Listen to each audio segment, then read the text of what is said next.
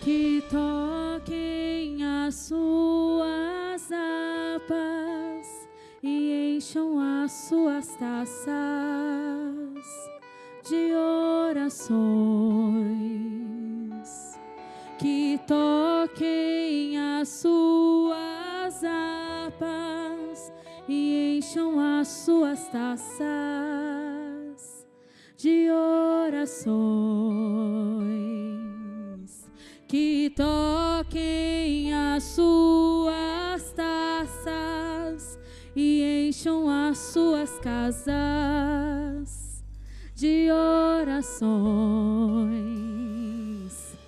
Que toquem as suas harpas e encham as suas taças de orações. Yeshua está aqui.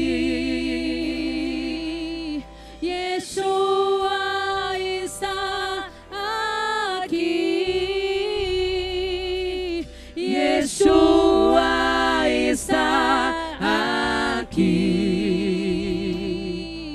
Yeshua está aqui. Com seus olhos de fogo, cabelos como a neve, seus pés como o latão, sua voz como o trovão. Com seus olhos de fogo, cabelos como a neve, seus pés como o latão, sua voz como o trovão. Yeshua está aqui. Yeshua está aqui. Yeshua está aqui. Yeshua está aqui. Com seus olhos de fogo, cabelos como a neve, seus pés como o latão, sua voz como o trovão. Com seus olhos de fogo, cabelos como a neve, seus pés como o latão, sua voz como o trovão. Estamos batendo a porta, estamos enchendo as taças, até que tu venhas com tua justiça. Estamos batendo a porta, estamos enchendo as taças, até que tu venhas com tua justiça. Ele não é mais um bebê na manjedoura, nem um homem pregado na cruz. Ele morreu, ressuscitou, não ficará no céu para sempre. Ele não é mais um bebê na manjedoura, nem um homem pregado na cruz. Ele morreu, ressuscitou, não ficará no céu para sempre. Ele não é mais um bebê na manjedoura, nem um homem pregado na cruz. Ele morreu, ressuscitou, não ficará no céu para sempre. Ei, querido, posso te falar uma coisa? Continua, banda. Pode continuar nessa atmosfera. Ei, nós não estamos sozinhos aqui adorando ao Yeshua. Nós não estamos aqui adorando o Yeshua sozinho. O Yeshua está nessa casa. O Yeshua faz morada nesse lar. Ei, querido, fique de pé diante do Yeshua, do Rei dos Reis, do soberano Deus. Ele está aqui nesse lugar. Ei, Senhor, faça morada aqui, Senhor. Venha, Deus. Nós rejeitamos todo o espírito de morte não neste lugar, Senhor. Em nome de Jesus, Senhor, aviva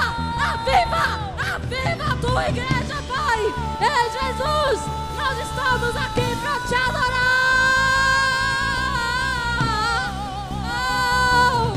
Ele não é mais um bebê na manjedoura, nem um homem pregado na cruz. Ele morreu, ressuscitou, não ficará no céu para sempre.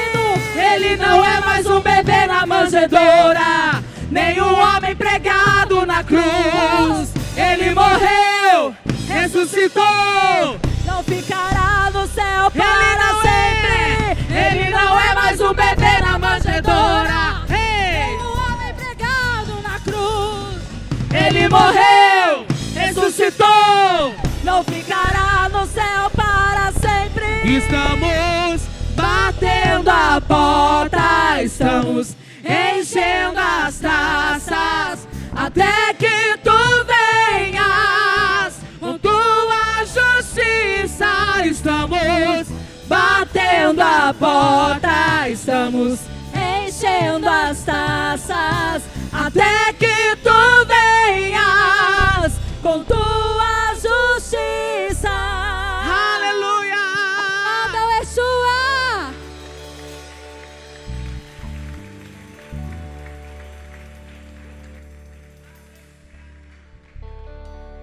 Aleluia!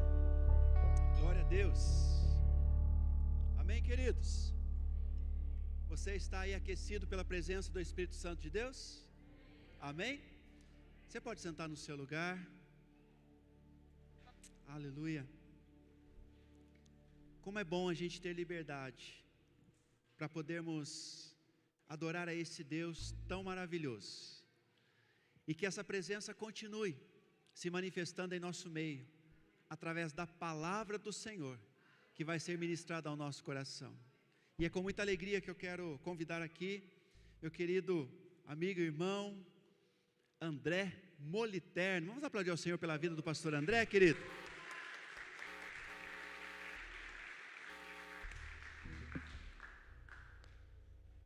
Pastor André Moliterno já esteve conosco, muitos aqui já conhecem, mas pode ser que você não conheça.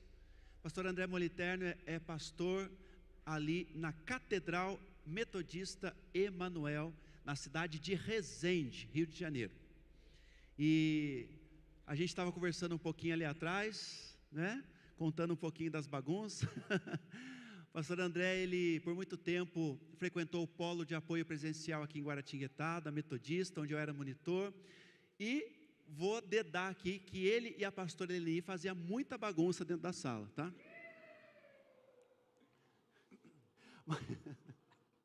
Essa o pessoal não sabia, né, pastor? Tá falado agora, não tem mais jeito. Mas é uma alegria, pastor André, ter você com a gente aqui, juntamente com a sua esposa, juntamente com a Aline, vai falando aí, Rafaela e Paulo. Eu sou péssimo de memória, tem mais gente ali, ó. E ali o Hudson e a Natália, que vão ser minhas ovelhas. Fiquei sabendo que já mudaram para Guaratinguetá, hein? Então temos aqui pessoas de Resende já fazendo parte do nosso rebanho. aleluia. Mas o mais importante, sabe o que é, gente? Que lá no céu não vai ter de Resende, de Guará, vai ter gente que adora o único e verdadeiro Deus, né? E isso é o que importa para nós. Pastor André, muito obrigado por ter aceitado o convite mais uma vez, estar com a gente na conferência Prossiga. E nós agradecemos a presença de vocês aí também, os seguranças, né? Abençoados aí, que vieram somar aqui com o pastor André nessa noite. Quero agradecer também ao vereador Márcio pela presença aqui conosco nessa noite. Muito obrigado, viu, meu irmão, pela sua presença. Sempre bom ter você aqui conosco, fazendo parte desse momento tão especial da vida da nossa igreja. Você pode estender sua mão para cá, querido? Vamos abençoar a vida do pastor André. Senhor, em nome de Jesus, eu quero agradecer pela vida do teu servo, que tem servido ao Senhor ali na Catedral Metodista em Resende. Obrigado, Jesus, pela vida do teu servo, que tem sido bênção naquele lugar, que tem sido bênção na região, ali, ó Deus, juntamente com o bispo, juntamente, ó Deus, com toda a comunidade ali em Resende. Louvado seja o nome do Senhor. Obrigado, Deus, porque ali ele tem experimentado da bondade do Senhor, não só no seu ministério, mas também na sua casa, também na sua família, Senhor. Obrigado, Deus, porque aquela igreja tem sido referência para nós, tem sido uma igreja que tem falado do teu nome e tem agregado multidões. Louvado seja o teu nome, porque somos o povo metodista, não só na terceira região, não só na sétima, não só na primeira, mas somos o povo metodista que vai morar no céu, e isso alegra o nosso coração. Abençoe o teu servo agora nesse tempo de palavra, que seja um tempo extraordinário em nossas vidas, em nome de Jesus, amém e amém. Amém.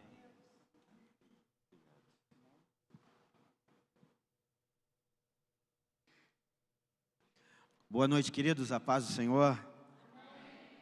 Eu tenho cara de bagunceiro, não tenho? Não tem. Agora a Eleni já tem. Gente, é um prazer estar aqui mais uma vez para ministrar a palavra do Senhor aos nossos corações. E eu trago um abraço do pastor Rodrigo, que é o pastor titular lá da Catedral Emanuel. Um abraço da pastora Helenice, que também já ministrou aqui. E eu estou feliz com os meus irmãos, meus amigos aí que vieram de Resende, pessoas muito especiais para mim. São pessoas que moram no meu coração.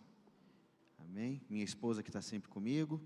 E nós vamos ministrar hoje a palavra do Senhor. Conferência Prossiga, do ano de 2023, até que Ele venha, né?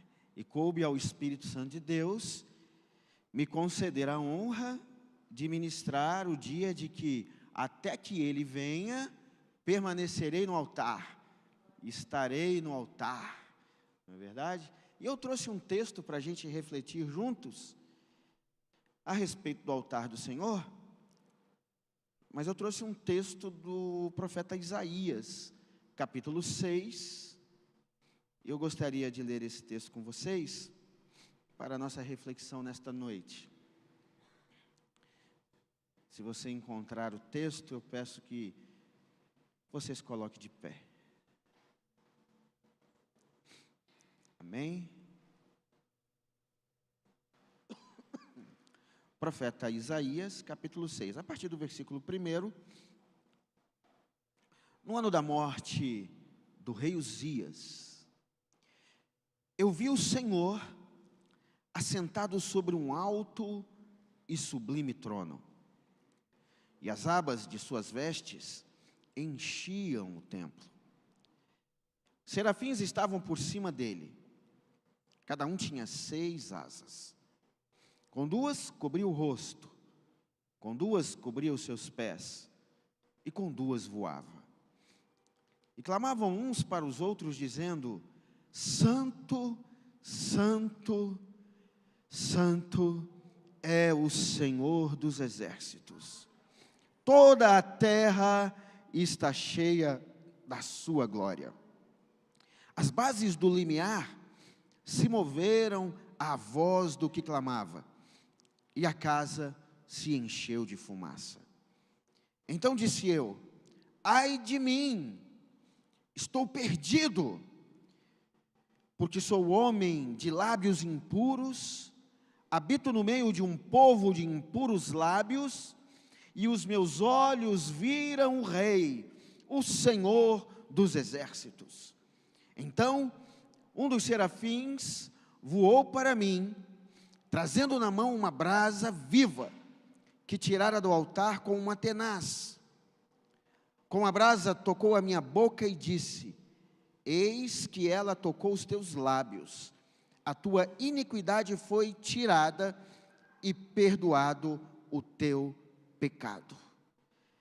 Senhor, esta é a tua palavra, nós estamos aqui para sermos ministrados por ela. Que o Senhor gere nos nossos corações o desejo que há no teu coração, daquilo que o Senhor quer realizar neste lugar. Em nome de Jesus, me usa para a glória do teu nome eu te peço, amém. A igreja pode se assentar. Eu tenho alegria e tenho prazer em falar da palavra do Senhor. Me converti aos 18 anos, tenho 35 anos de caminhada com Deus. Hoje, nos meus 52, daqui 10 dias faço 53. E todos esses anos na presença do Senhor, não há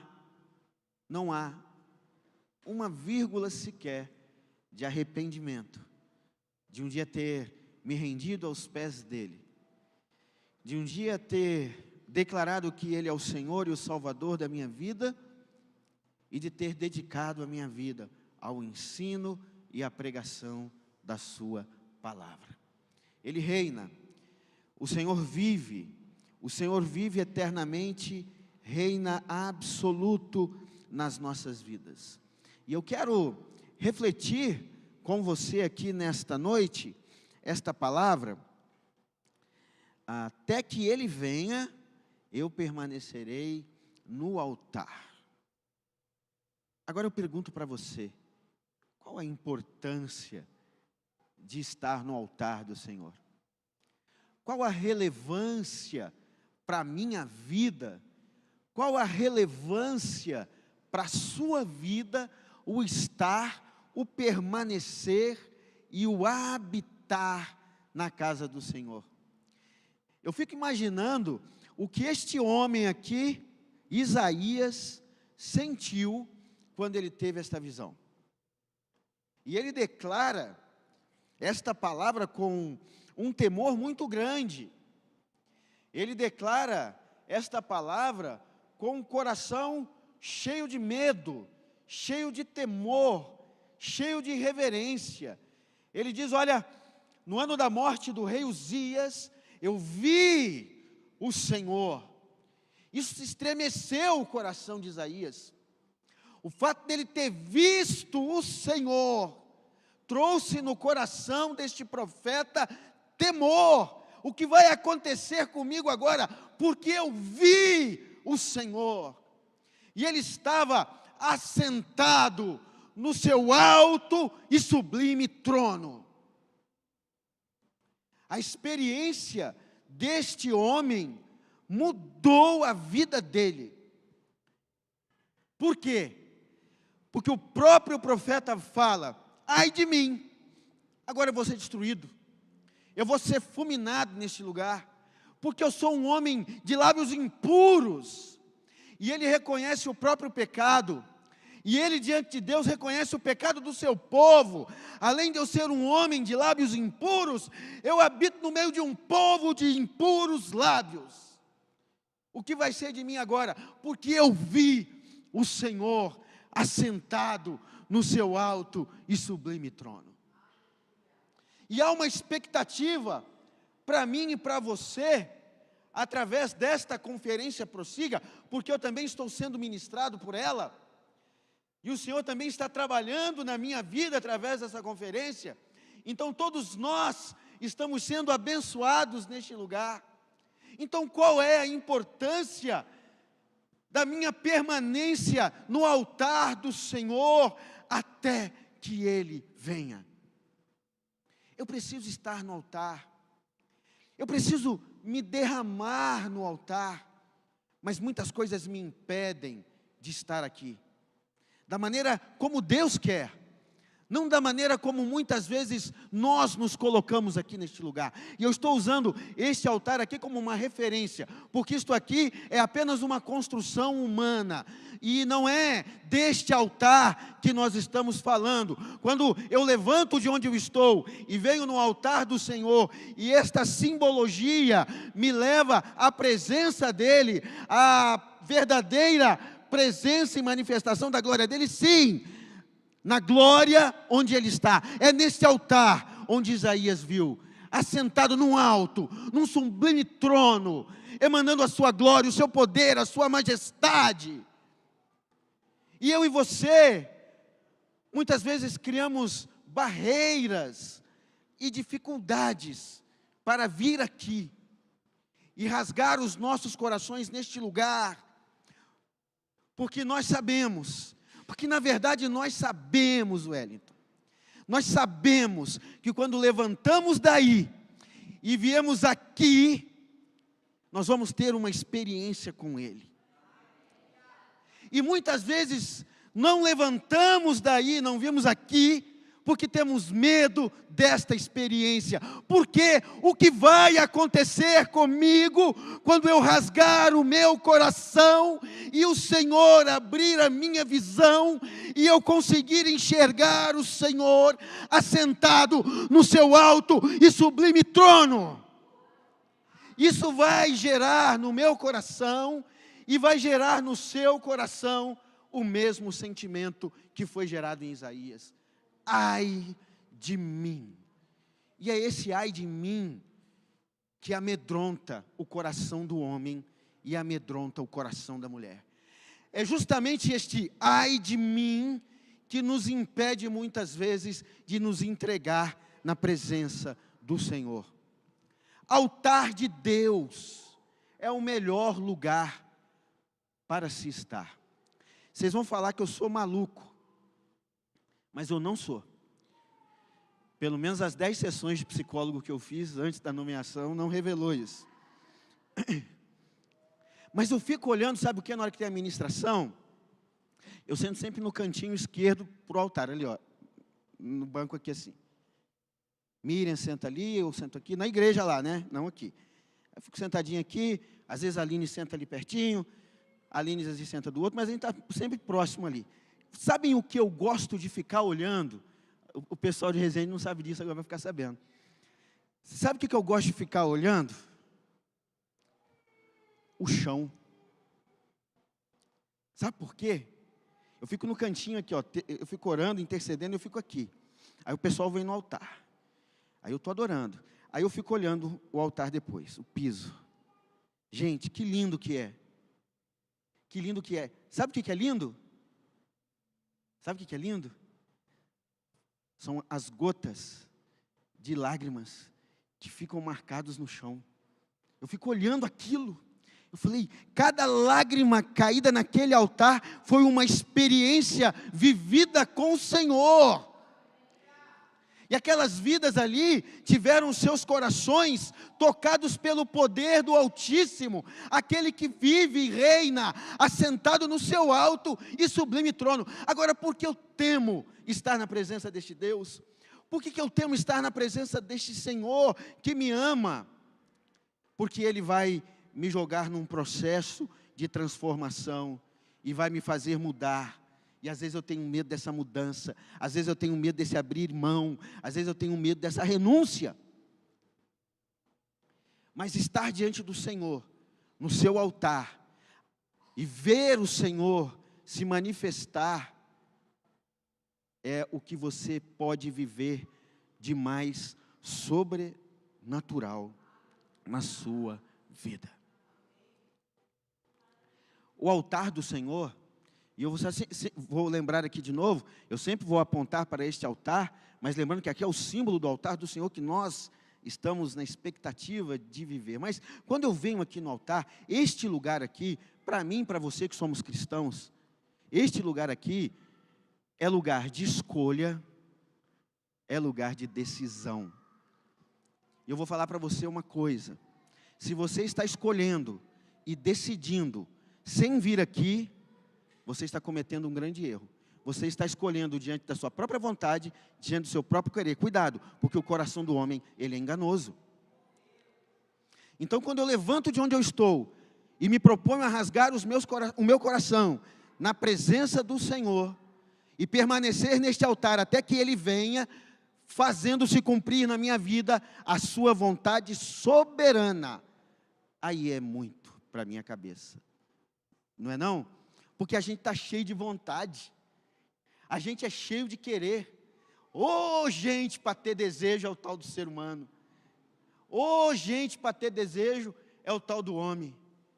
Mulher então nem se fala, vai ter vontade assim, né? A gente tem muita vontade. As mulheres já me olharam assim: ei, que pastor é esse? Fora da visão. Mulher tem muita vontade, homem também tem muita vontade. A gente é cheio de vontade.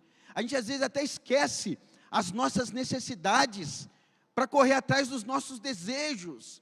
Só que aqui, diante do Senhor, assentado no seu alto e sublime trono, nós temos que abrir mão da nossa vontade, para que se estabeleça em nós a vontade boa, agradável e perfeita do nosso Deus. Palavra do apóstolo Paulo aos Romanos, capítulo 12, versículo 2. Quando ele fala que aquela igreja precisa apresentar a Deus um culto racional, um sacrifício vivo e santo. E ele fala, olha, não se conforme com as coisas que estão acontecendo neste mundo. E hoje a igreja, ela está sendo chamada para não se conformar com as coisas que estão acontecendo neste mundo. E ela está sendo convidada a se transformar pela renovação da mente, do pensamento. E renovar o pensamento é justamente entender que muitas vezes os desejos que nós temos, os pensamentos que nós temos são enganosos. E nós precisamos de alguém para fazer escolha no nosso lugar. Nós precisamos de alguém para decidir no nosso lugar. E quem vai decidir e quem vai escolher no nosso lugar é Jesus Cristo de Nazaré, o Alfa e o Ômega, o princípio e o fim de todas as coisas. Eu permanecerei neste altar até que Ele venha. Você está disposto? Você está disposta a permanecer neste altar até que Ele venha? Quem está disposto? Amém. Quem está disposto de abrir mão da própria vontade? Oh Deus, é doído demais. Gente, eu tenho um testemunho muito longo de vida. Um testemunho muito sofrido. E eu garanto para você que eu fiz muitas escolhas ruins na minha vida. E eu insisti muito nos meus erros. O pior e melhor dia da minha vida foi num monte de oração. Aleluia. Eu ajoelhado, mas doeu muito, gente. Chegava a doer o peito. Eu nunca infartei, espero nunca infartar. Mas doía, eu falei, acho que vou ter um troço aqui nesse lugar. Mas foi o pior e melhor dia da minha vida, porque eu ajoelhei, cansado, sofrido. Eu não aguentava mais sofrer, gente. Eu não aguentava mais sofrer. Todas as áreas da minha vida, um sofrimento. E eu dobrei o meu joelho. E com o meu coração rasgado. E com algo aqui engasgado na garganta. Eu falei, Senhor, porque às vezes a gente não consegue. Às vezes a alma quer. Às vezes o coração quer, mas não sai daqui. Senhor, eu estou cansado de escolher. Eu estou cansado de decidir. A partir desta noite, que somente a sua vontade se cumpra na minha vida. Amém? Gente, foi um tal de mudança radical, de perder coisa. Oh Deus, coisa que a gente carrega e que não é nossa. Tá pronto aí para jogar a bagagem fora? Profeta chegando para mim, profeta de Deus. Chegou para mim, se eu fosse, ó, Deus mandou te dizer um negócio. Não desespera não. Eu falei, tá bom, vai desgringolar tudo. Mas Ele vai reerguer tudo de novo com honra. Mas tem que ter altar. Tem que ter o altar. Não foi fácil não. Foi doloroso demais. Foi doloroso demais. E ainda é, muitas vezes, quando eu tenho que ir no altar, abrir mão da minha vontade. Para muita coisa. Para muita coisa. E o inimigo, às vezes, ele vem com uma bandeja tão bonita para você, tão majestosa, eu não tenho nem esboço. Lembrei de uma experiência que eu tive há algum tempo com a Aline. 2 semanas, a gente foi fazer uma visita. Eu recebi uma proposta muito boa. Você estava junto, você ouviu detalhes. Dava para recusar, humanamente falando? Não dava. A Aline estava comigo, ela ouviu tudo. Não, pastor, isso.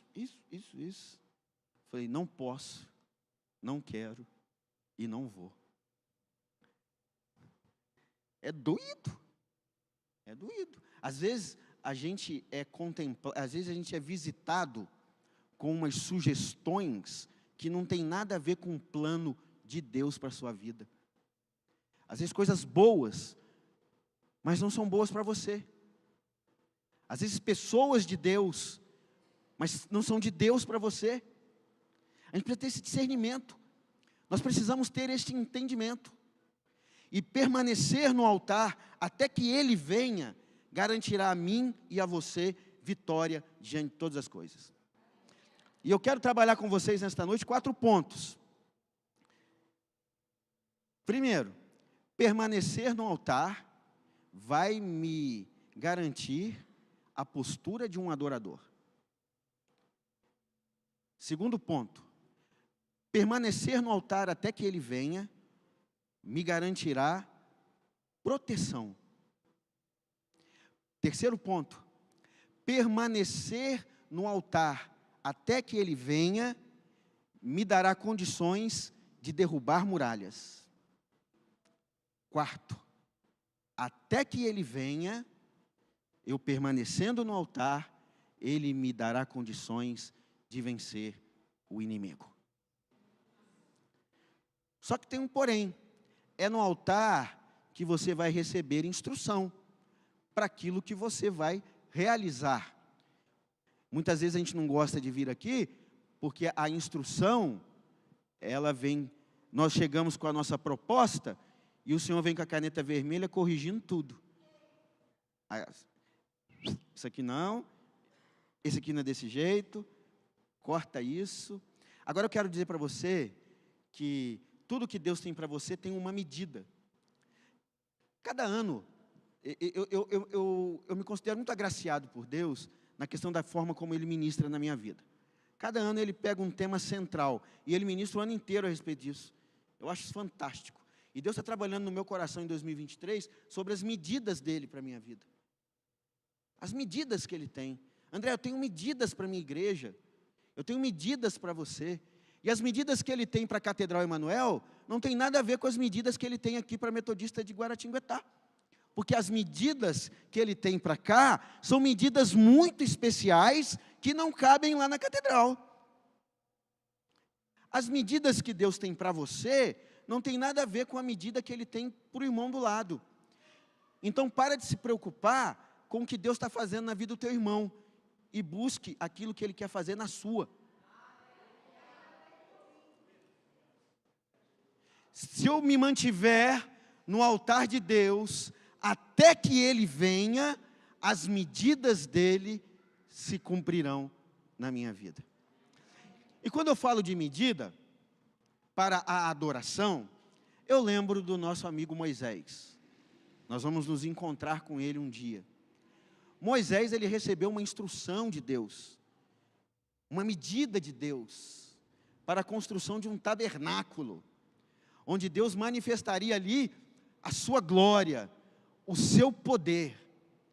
Agora eu falo para você, pensa num negócio difícil, pensa num negócio cheio de detalhe, pensa num negócio cheio de propósito, era a construção desse tabernáculo.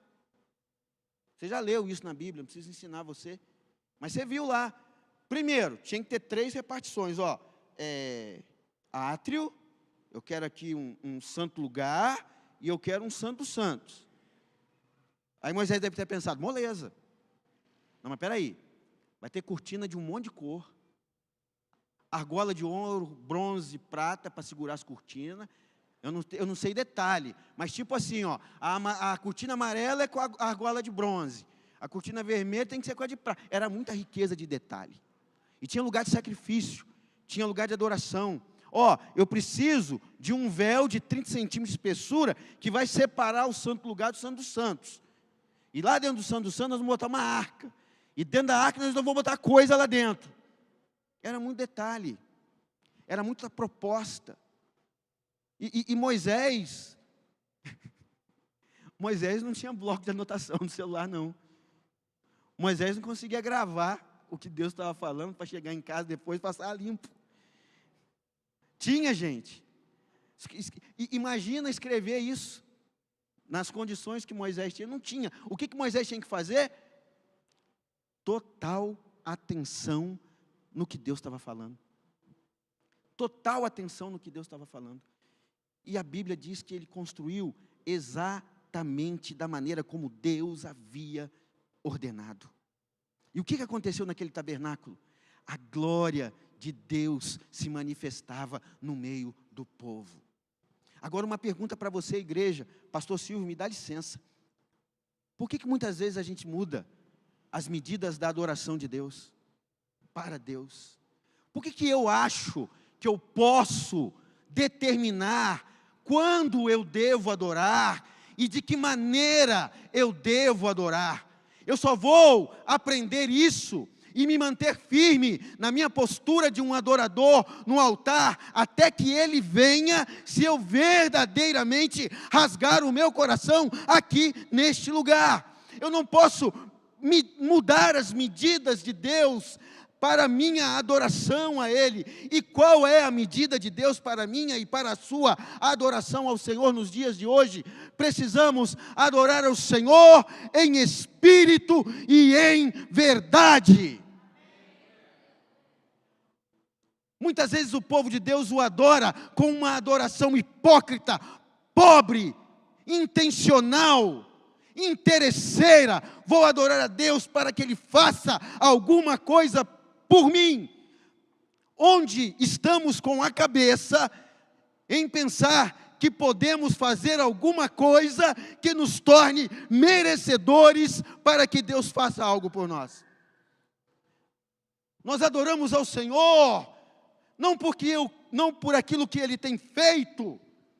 Nós adoramos ao Senhor por aquilo que Ele é. E quem Ele é? Um Altíssimo assentado no seu alto e sublime trono. Uma imagem, uma presença que fez com aquele profeta rasgasse o seu coração diante desta situação. Então, até que Ele venha, permaneça no altar como um verdadeiro adorador. Mas adorar é difícil, porque precisamos oferecer ao Senhor sacrifícios de louvor. Oh, meu Deus! Mas o Senhor sempre nos dá a condição de adorá-lo, ainda que a gente passe por tormentas, ainda que a gente passe por dificuldades, Ele nos dará proteção.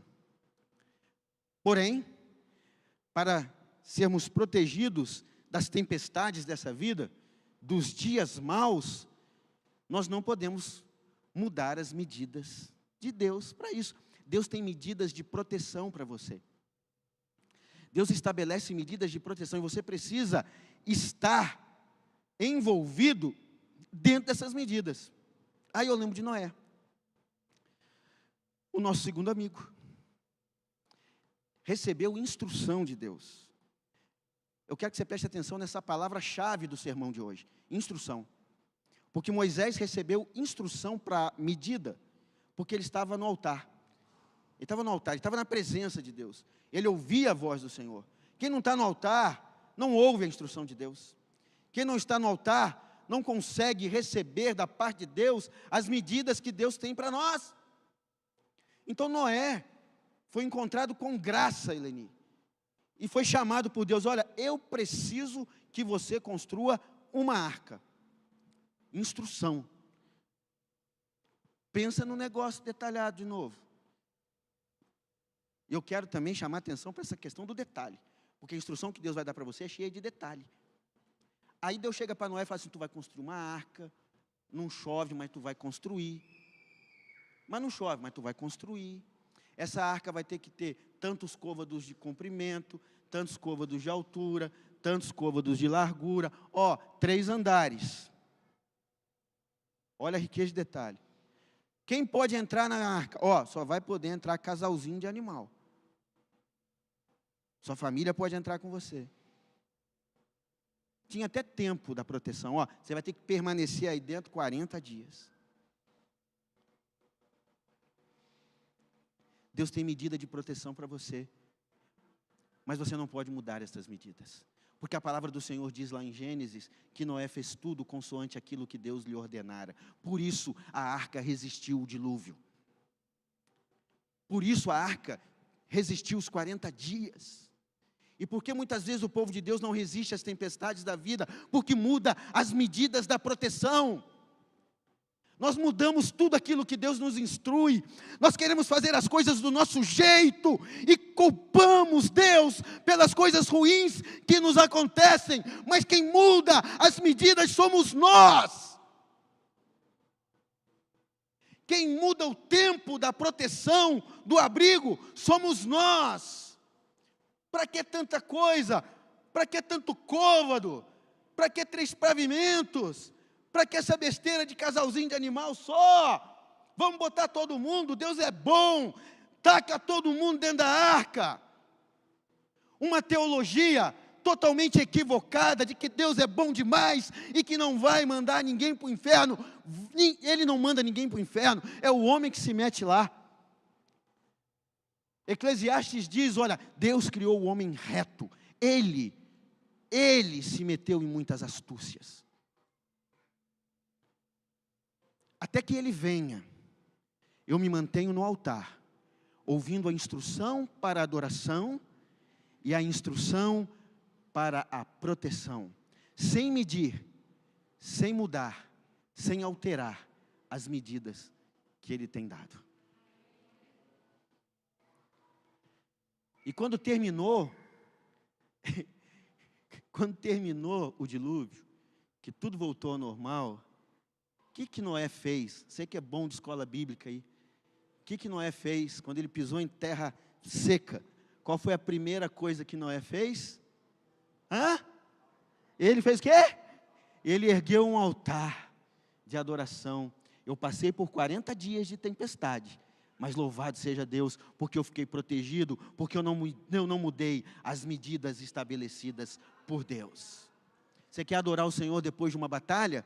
Você quer adorar o Senhor depois de uma tempestade que você está vivendo na sua vida? Não mude as medidas da proteção, porque no final você vai louvar, você vai cantar o hino da vitória.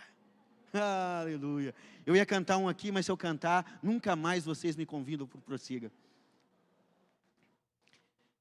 E quando nós vencemos tempestades, depois que Deus nos ensina no altar a vencer tempestades, Ele vai dar mais uma lição até que Ele venha. Depois que você aprendeu a vencer tempestades, eu vou ensinar você a derrubar muralhas.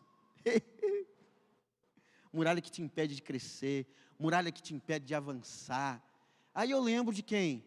Josué. E o que Deus faz com esse homem? Traz para a presença. E o que ele faz? Instrução. Tem uma muralha que nós vamos precisar derrubar aí. Pensa num negócio cheio de detalhe. Tinha que ter 7 sacerdotes, tinha que ter trombeta, não podia falar durante 6 dias, cada dia uma volta na muralha. Na 7ª vez, 6 voltas, na 7ª volta, dava a grita da vitória.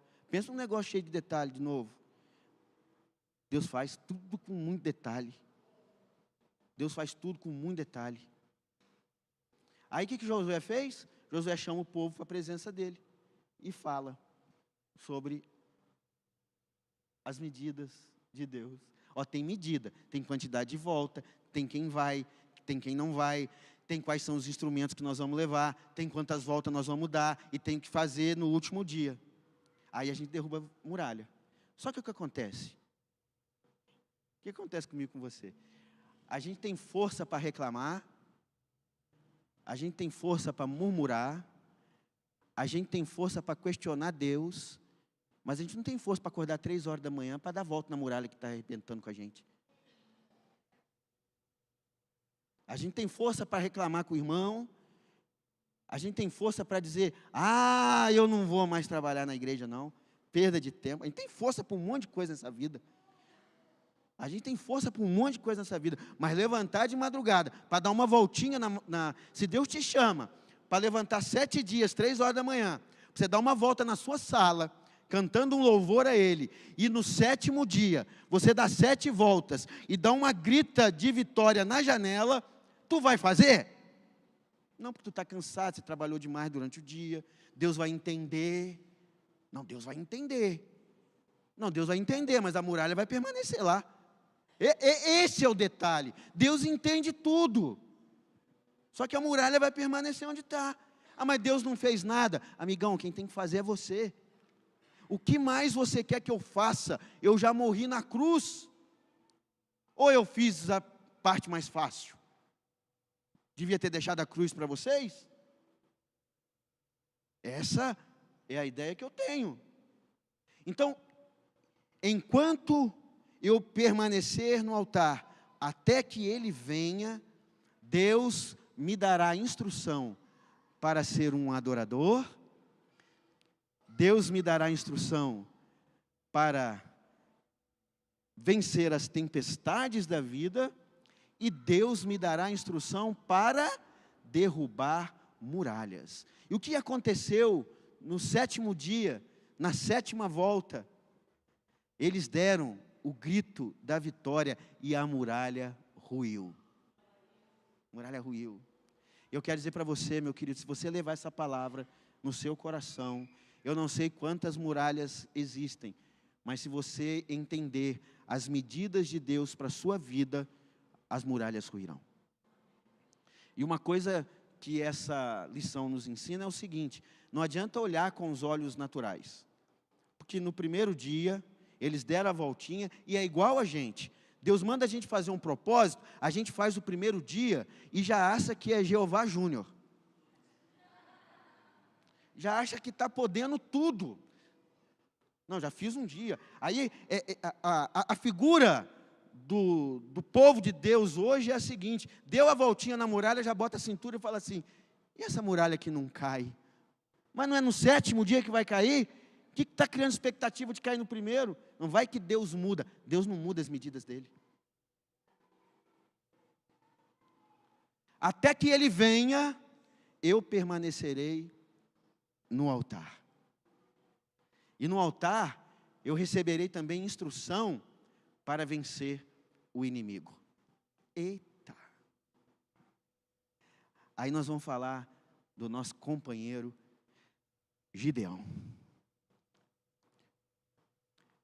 Pensa num cara que foi assim surpreendido com algo do céu que estremeceu a perna dele. Porque se eu sou Gideão, eu não saía nem do lugar.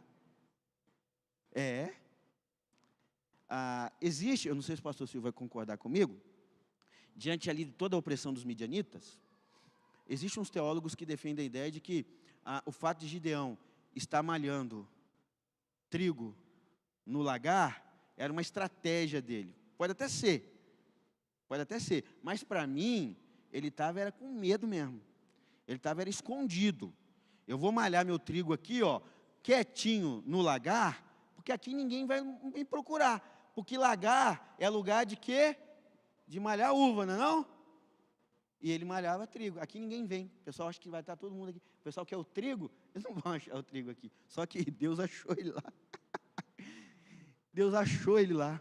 O que eu quero dizer para você, que quando você estiver no altar, Deus vai te chamar para a instrução, Ele vai te achar, mesmo que você esteja malhando o teu trigo no lagar, mesmo que você esteja tentando camuflar o seu chamado de uma outra maneira, não tem jeito. Se Deus te levantou para guerrear, não adianta você se esconder, porque Ele vai achar você no meio do trigo, Ele vai achar você debaixo da cama, Ele vai achar você escondido em outro ministério, Ele vai trazer você e vai posicionar você onde Ele te chamou.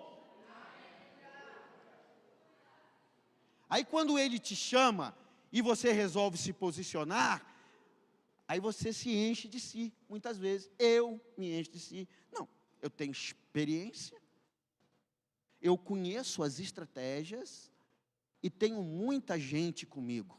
Aí Deus vai para uma segunda etapa dessa lição de vencer inimigo, porque Gideão chega com quanta gente para derrubar os midianitas? Eram quantos? Quem lê a Bíblia aí? 32 mil homens. 32 mil homens. Deus deve ter olhado lá do seu alto e sublime trono, fala assim: tu está achando que tu vai berrear com esses 32 homens, 32 mil homens? para depois tu achar que a vitória quem conseguiu foi você. Vamos começar a trabalhar na lição do meu jeito. Faz o seguinte, bota essa turma aí e começa a fazer um processo seletivo. Vou botar aqui só um nomezinho aqui, ó. Medroso não pode ir. Quanto que ficou para trás? 22 mil homens ficaram para trás. Gideão, que estava cheio de si, confiando no exército que ia com ele, deve ter pensado, com 10 mil ainda dá. Só que Deus ensina a gente de forma diferente. Até que Ele venha, se eu me mantiver no altar, eu vou aprender a lutar, não com a minha força, mas com aquilo que Deus me dá. Aí o que Deus manda fazer? Leva esse povo para um campo de batalha. Na hora que essa galera estiver bebendo água, eu vou mostrar um negócio para vocês. Aí os soldados todos, com sede, metendo a cara na água. Perdeu o foco da batalha. Perdeu. Então, o soldado aqui, tudo, igual cachorro. Qual foi a lição de Gideão? Aqui, aquele que mantiver os olhos na batalha, ajoelhar, com a mão, trouxer água na boca, esse você vai levar com você. De 32 mil homens, sobraram para Gideão 300. Aí Deus fala para Gideão, vai lá e derrota os midianitas. Não com a sua força, não com o seu poder, não com o seu conhecimento, não com as suas habilidades, mas com a força que eu dou para você, porque a sua fraqueza, o meu poder se aperfeiçoa nela, não é você, nunca foi a respeito de você, é sobre mim. Eu sou o general do exército e eu dou a vitória para o meu povo. Deus nunca vai permitir que o povo dele ache que é pela sua própria força e pelo seu poder ou pelo seu entendimento. Então, até que ele venha, se eu me mantiver no altar, eu receberei dele a instrução para ser um adorador em espírito e em verdade. Até que ele venha, se eu me mantiver no altar, eu receberei dele instrução para vencer as tempestades da vida. Até que ele venha, se eu me mantiver no altar, eu receberei instrução para derrubar muralhas. Até que ele venha, se eu me mantiver no altar, eu receberei instrução para derrotar o inimigo. Agora eu falo para você, a mesma riqueza de detalhes que Deus dava para os homens deste livro, Ele dá para mim e para você. A questão é que nós, muitas vezes, não estamos atentos aos detalhes de Deus. O erro do povo do Senhor, o erro do povo de Deus, é não atentar para os detalhes que Ele revela. O erro do povo de Deus hoje é querer ser povo de Deus sem conhecer o próprio Deus.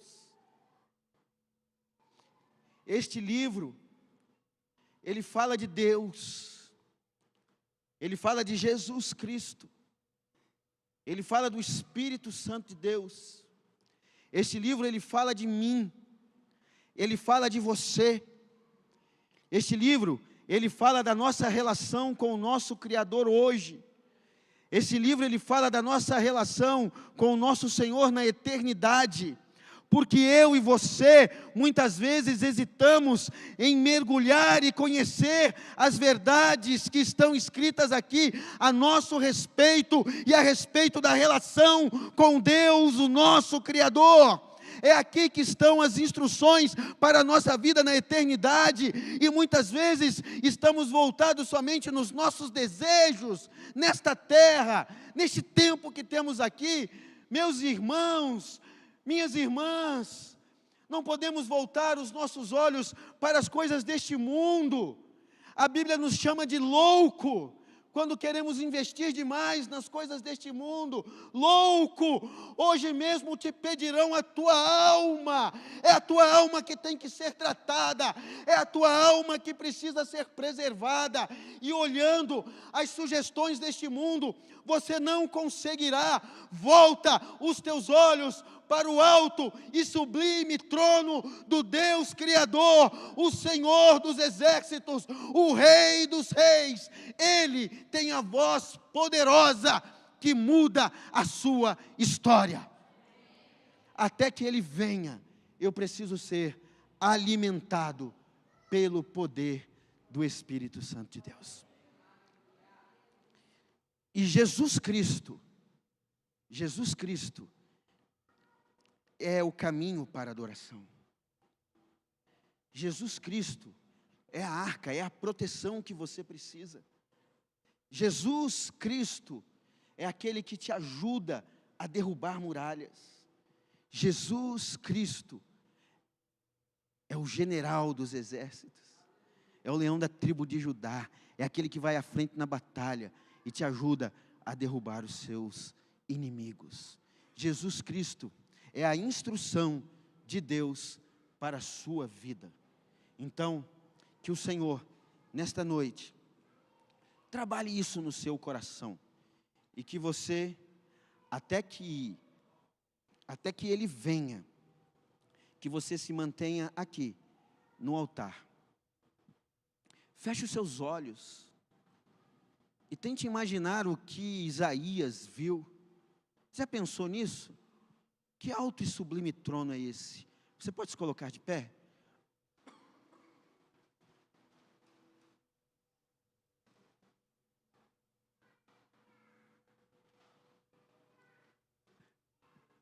Feche os seus olhos. Eu vou ler o texto novamente do início da pregação. Eu queria que você permitisse que Deus levasse você a uma experiência diferente hoje. Imagina o que Isaías viu. No ano da morte do rei Uzias, eu vi, e você nesta noite pode ver, o Senhor assentado no seu alto e sublime trono. As abas de suas vestes enchiam o templo. Que vestes são essas? Como são as vestes do meu Deus, que está sentado no seu alto e sublime trono? Serafins estavam por cima dele, cada um tinha 6 asas, com 2 cobriu o rosto, com 2 cobria os seus pés, e com 2 voava. Imagina isso, o teu Deus com as suas vestes santas, serafins sobre ele, e o que aqueles anjos viam, e o que Isaías viu, era tão impactante, porque o texto está dizendo que os anjos falavam uns para os outros, eles olhavam uns para os outros e afirmavam: Santo, Santo, Santo é o Senhor dos exércitos. Imagine esses serafins, imagine estes anjos, imagine o trono da glória, imagine a presença, imagine você entrando nesta atmosfera e olhando também para esses anjos e concordando com eles, dizendo: Santo, Santo, Santo é o Senhor dos exércitos, e a sua glória enche a igreja metodista de Guaratinguetá. E eramassou, nemanachere canta ribasúbia, alamanacei, shoubi canta rilabachou. A glória do Senhor está neste lugar, e santo, santo, santo é o seu nome, santo, santo, santo é o seu nome, aleluia. Diga, igreja: Santo, Santo, Santo é o seu nome. De novo: Santo, Santo, Santo é o teu nome. E agora, para estremecer a cidade de Guaratinguetá, de novo: Santo, Santo, Santo é o Senhor dos exércitos. Aleluia! Aleluia! Oh Deus, Santo, Santo, Santo é o teu nome. Aleluia! Aleluia! Eu não sei que tipo de instrução você precisa nesta noite, mas você precisa. Porque eu preciso. Eu não sei se você precisa de uma instrução para te aperfeiçoar como um adorador. Talvez você não tenha aprendido ainda a essência da adoração. Adorar o Senhor nas coisas boas, nos dias bons, mas também adorar o Senhor na tempestade. Eu não sei se a instrução que você precisa de Deus nesta noite é para aprender a se abrigar nele, para vencer as tempestades desta vida. Eu não sei se a instrução que você precisa para esta noite é para derrubar as muralhas que te impedem de crescer, que te impedem de avançar. Também não sei se a instrução que você precisa nesta noite é para te forjar como um guerreiro que depende da força do Senhor. Eu não sei qual a instrução que você precisa, mas eu sei e tenho certeza de que você precisa de uma instrução nesta noite. Porque até que Ele venha, nós, a sua igreja, precisamos permanecer no altar e prosseguir para o alvo, que é Cristo Jesus. Nós vamos louvar ao Senhor. Enquanto estivermos louvando ao Senhor, eu quero convidar você, Igreja de Jesus Cristo, em Guaratinguetá, venha no altar receber uma instrução da parte de Deus para a sua vida.